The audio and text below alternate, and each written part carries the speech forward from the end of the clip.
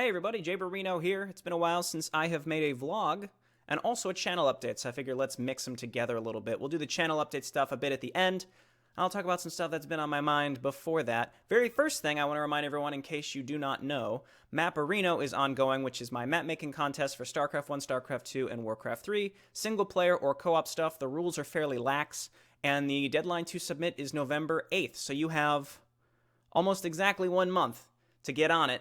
The contest has been going on for 1 month prior to this, if you didn't see the announcement video, but I would encourage anyone who wants to just throw something together, if for the very least to see me play it, and Deltron will play it as well. If it's co-op, we'll play it together, and just get some publicity and just have some fun seeing other people play whatever you've thrown together. And a bunch of people over at the Discord, the Jayborino Discord, which you can get to via a link on my main channel banner.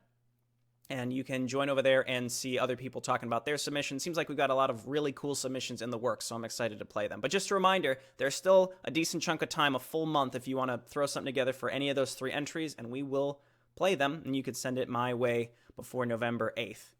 All right, so the big thing that's happening right now that I'm sure many of you have heard of is the Blizzard PR fiasco over in Taiwan during the Hearthstone tournament regarding the Hong Kong protests and China censorship.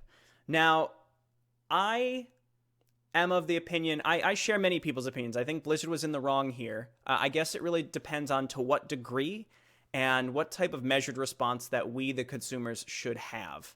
I do think that people who choose to cancel subscriptions, that's entirely their prerogative, and I'm not going to argue against that. What I think Blizzard should have done if they truly wanted to remain neutral was to remove the part of the VOD that the statement was made by the player, not taking any repercussions out against the casters, and fined the player, as opposed to removing his status of being able to play and his winnings from that tournament. I believe they should have simply fined him and then issued a public statement after saying this was against the rules, we've removed it from the VOD, and we have fined the player, as opposed to just taking away the amount of the winnings straight up.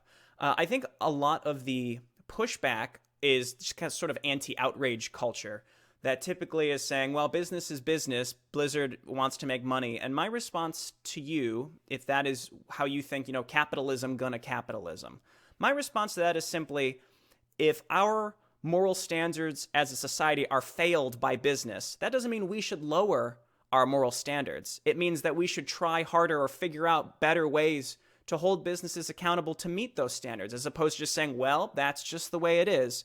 And apathy like that is exactly why this will continue to happen. Though obviously China is a powerhouse of a country, it's a superpower globally, and it's very challenging to figure out a solution for this. Obviously, a huge portion of Blizzard's player base is in China. They are partially owned by a Chinese company, Tencent. So this is a very complex problem. But again, I think Blizzard could have handled this in such a better way, such that they did force the player to adhere to their rules retroactively, again, by fining them and then making a statement, as opposed to the type of punishment where they simply said, you are banned, you are suspended, you don't get the winnings for this, and also firing the casters, which again, I think was egregious. There's a lot more going on there that I think we still haven't quite learned about. Keep in mind, this took place in Taiwan, and the company that took action was Blizzard Taiwan. It did take them about a week, so I assume they must have talked to HQ. But keep in mind, Taiwan has a very tenuous relationship with China. These two countries are pointing missiles and lasers at each other in a perpetual standoff on the status of Taiwan as a country when compared relative to China.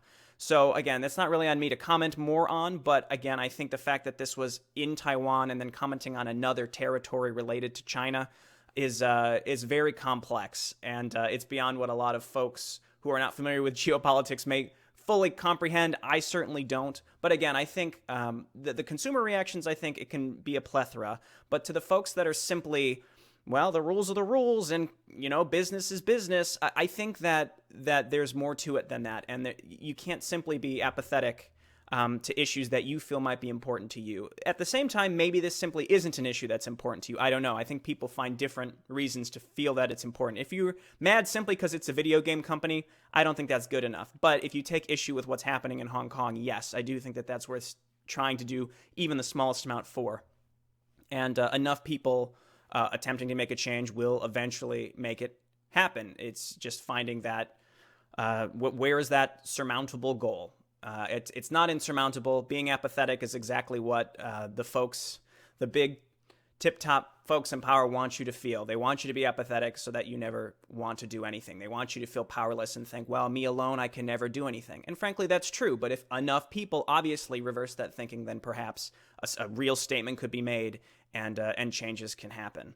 Again, without getting too specific on the geopolitics of Hong Kong and Taiwan, but I think that's applicable to a lot of things. And on that same topic, just kind of continuing this ramble, is this pushback that I see a lot of, no politics in games. Get politics out of my games. Here's the thing. Politics and culture are intrinsically intertwined. And we have been in a perpetual culture war since the dawn of civilization. So if you do not think that media is culture and culture is not politics or related very closely in some way, it feels like a fantasy world where you somehow think that this stuff can be entirely disconnected. Your entertainment is media, which is culture, and is therefore, again, completely intertwined with politics in some way. So if you think that a gay character inserted into a game just because you think it's too forceful, they forcefully added a gay character simply to have a gay character or a female protagonist, that's not political, that's culture. And again, I do believe they're intertwined, but to say get politics out of games is just saying that you can't stand alternate opinions. Again, vote with your wallet. If you don't like it, then don't buy the game and you won't see it as much because you're showing, if enough people do that, then you're showing there is a cultural shift towards something else, and companies will change their tactics to appeal to the correct market, like China. So again, it's an interesting topic. I think this is all connected in different ways, but again, I just wanted to refute this commonplace argument about talking about games, virtue signaling, specific cultural attitudes, and they need to remove politics. Again, it really just depends on how you view politics as culture. And again, there's been a culture war for forever. Obviously, it's been ever changing on which side takes up which position, but that's intrinsically tied to your everyday life in almost everything you do relating to other people and interacting with other people. So it is elementary social skills to understand that. And if you don't, then perhaps you're playing too many games if that is in your entire worldview. Man, this is, maybe I'm going a little overboard here, but again, this has just been a very interesting couple of days where I think the other important thing with this Blizzard incident is also like, why now? Why is this? There are many, many companies that have a large portion of Chinese investment and ownership that are, like the NBA, for example, that are kowtowing to Chinese censorship outside of China. And so again, why now? I think the NBA and Blizzard at the same time are hitting sports and video games, which are two extremely large industries worldwide. So the easier the subject matter for the average person to understand, the better. These are digestible issues, and many people can easily understand them. So even if it's easy to say, like, oh, well, this has been happening forever. Why is this such a big deal? Why are people complaining now? I don't think that's important. The important thing is that people are complaining at all. And if these are the issues that trigger it, great. Because, again, there needs to be some sort of spotlight on these issues eventually. The harder question is, what do we do about it? How can we react to it? That's not for really me to decide or figure out. It's a very complex problem. And again, if folks want to cancel their subscriptions or not cancel their subscriptions or write a harshly worded letter to their local representatives or their state representatives or their federal representatives, again, there's a plethora of different ways. I guess the point is, though, if you feel strongly about something related to civics, don't be apathetic. You know what's worth being apathetic about? Minutia in game lore. Because a lot of people care about that, but they don't care about things that are actually happening day to day around them. They don't vote in their local elections. They don't vote in their state elections because they feel that their voice, their single voice doesn't make a difference. But if people actually started being engaged in civics, real change could happen.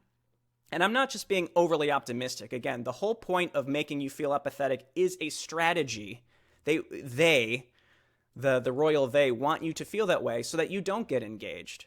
So again, if enough people get over that hurdle, then we'll see a lot bigger changes than arguing about StarCraft lore for once. So that's my grand statement. I feel like I've said a lot in this, but this is probably the most aggressive I'll be in a vlog. But again, this is a very it's a very controversial issue and a controversial time in general. People are arguing, and it's interesting to see people arguing about games again, and then it's usually punctuated by saying, well, why are politics in games in general? At which point I'll refer to what I was saying earlier.